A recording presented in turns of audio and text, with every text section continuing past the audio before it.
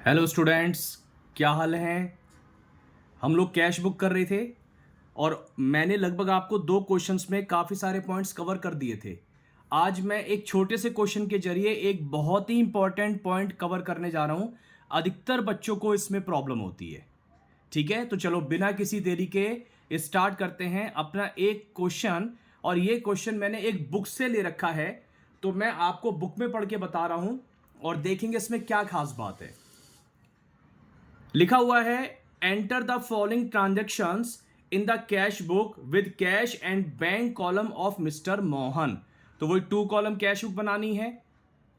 2018 अप्रैल 1 में cash in hand दे रखा है 2200 का और कैश एट बैंक दे रखा है 5000 का। तो बताओ ये दोनों कैश बुक में किधर आते हैं। दोनों हमारी एसेट हैं, तो एसेट साइड में मतलब डेबिट साइड में किस नाम से लिखा जाएगा, ये टू बैलेंस ब्रॉट डाउन के नाम से, है ना। ये देखो, ये बनी हुई है कैश बुक। कॉलम्स आपको याद थे ना, date, particulars, LF, cash, bank, और यही वाले कॉलम आपके क्रेडिट साइड में आ जाएंगे। ठीक है ना। अब यहां पर अप्रैल 1 में to balance brought down, cash का कैश में चला गया, बैंक का बैंक में चला गया। आगे देखते हैं क्वेश्चन में और क्या था। फिर फिफ्थ में लिखा हुआ है, received a cheque from Naresh.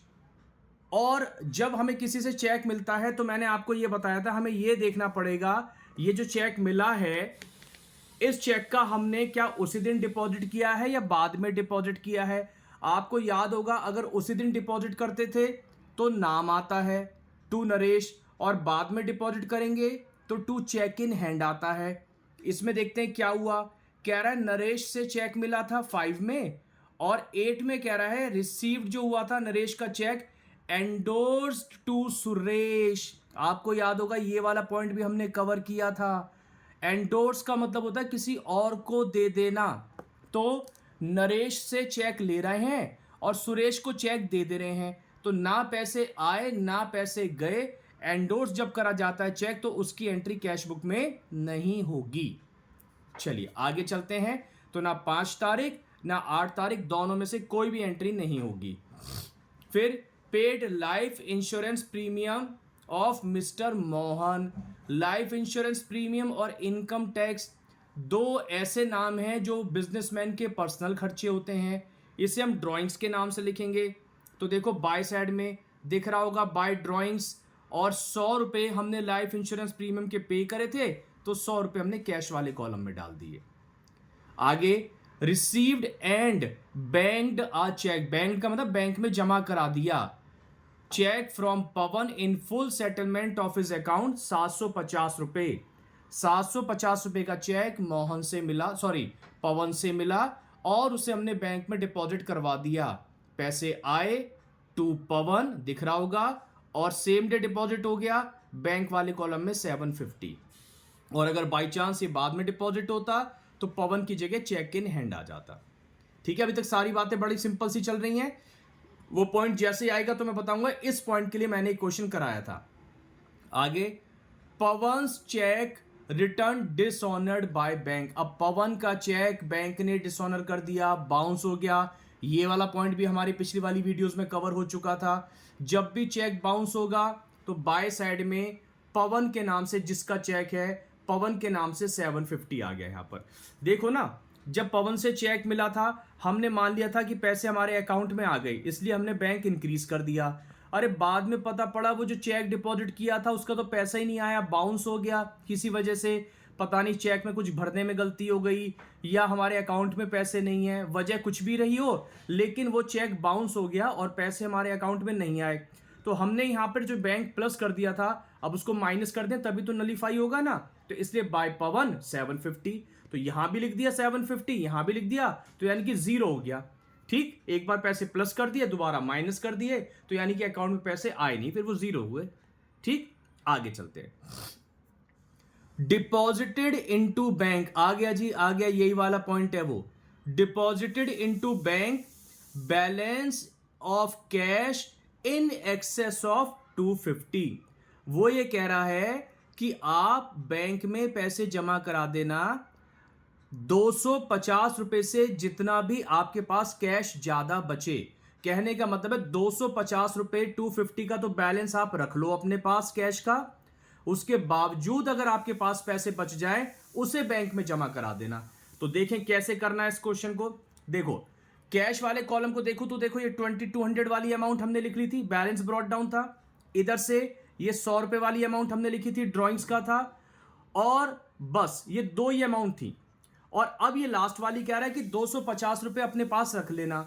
देखो वैसे हम क्या करते थे, इस साइड में से ये साइड माइनस करते थे, बैलेंस कैरिड डाउन निकाल दिया करते थे। लेकिन वो कह रहा है इस बार बैलेंस कैरिड डाउन हम बता रहे हैं जी कितना होना चाहिए आपके पास। वो कह रहा है बैलेंस कैरिड डाउन 250 होना चाहिए। तो एक लाइन का मार्जिन छोड़कर आप यहां लिख दो बैलेंस कैरिड डाउन 250 रुपए। मतलब वो कह रहा है अपने पास हाथ खर्ची के लिए 250 रख लेना, रख लिया। बैलेंस कैरी डाउन का मतलब यही तो होता था जो आपके पास पैसे बचे, तो कह रहा है 250 रुपए पहले पैसे बचने चाहिए। अब देखो 2200 रुपए थे, 100 रुपए का प्रीमियम चला गया, ड्रॉइंग्स के लिए निकाल लिया था पैसा उसने, और 250 वो अपने पास रखना चाहता है। तो टोटल 350 यानी कि अपने पास खर्च हो गए, मतलब खर्च हो गए और अपने पास रखना चाहता है। तो अभी भी कितना कैश बचा, तो 2200 में से 100 हटा दो 2100 बचे, 2100 में से 250 हटा दो 1850 बचे, या ये कह लो 2200 में से कुल मिला के 350 माइनस कर लो जिस पे मैंने टिक लगा रखा है। तो अभी भी आपके पास कितने बच रहे हैं, 1850 रुपए का कैश बचा पड़ा है। डेबिट साइड बड़ी आ रही है। तो कह रहा था वो कि जितना भी कैश बच जाए उसको आप बैंक में जमा करा देना, डिपॉजिटेड इनटू बैंक। तो एक कॉन्ट्रा एंट्री हो गई, बैंक में जमा कराएंगे तो 1850 रुपए से बैंक प्लस और कैश माइनस, वो जो लाइन छोड़ रखी थी वो यहां लिख देंगे। तो यहां बैंक प्लस करा है तो यहां क्या लिखेंगे, टू कैश। अमाउंट अगर बैंक में होती है, याद है ना सारी बातें पिछली क्लासेस में हो गई हैं। तो यहां बैंक में अगर अमाउंट है 1850 तो यहां टू कैश, और एलएफ वाले कॉलम में कॉन्ट्रा। और यहां हमने कैश वाले कॉलम में 1850 लिखे थे तो यहां बाय बैंक आ जाएगा कॉन्ट्रा। यानी कि वो जो हमारे पास 1850 रुपए के फालतू पैसे रखे हुए थे वो हमने जाके बैंक में जमा करा दिए। तो ये मतलब होता है, बहुत ही इंपॉर्टेंट पॉइंट है, अधिकतर बच्चे इसको गलत कर देते हैं। बस उसके बाद तो टोटल वगैरह सब वैसे ही है जैसे मैंने बताया था। इस साइड में से इस साइड माइनस करी, कैश का तो बता ही रखा था, वो कैश का बैलेंस इधर भी आ जाएगा।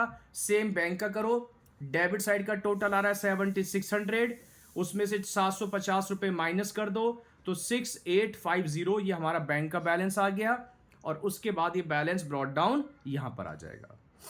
तो आई होप आपको जो मैं ये पॉइंट समझाना चाहता था, ये पॉइंट आपको अच्छे से समझ में आ गया होगा। अगर आपको मेरी वीडियो समझ में आ रही है तो प्लीज़ इसको आप लाइक करो, शेयर करो, और अगर नए हो तो सब्सक्राइब करो, है ना।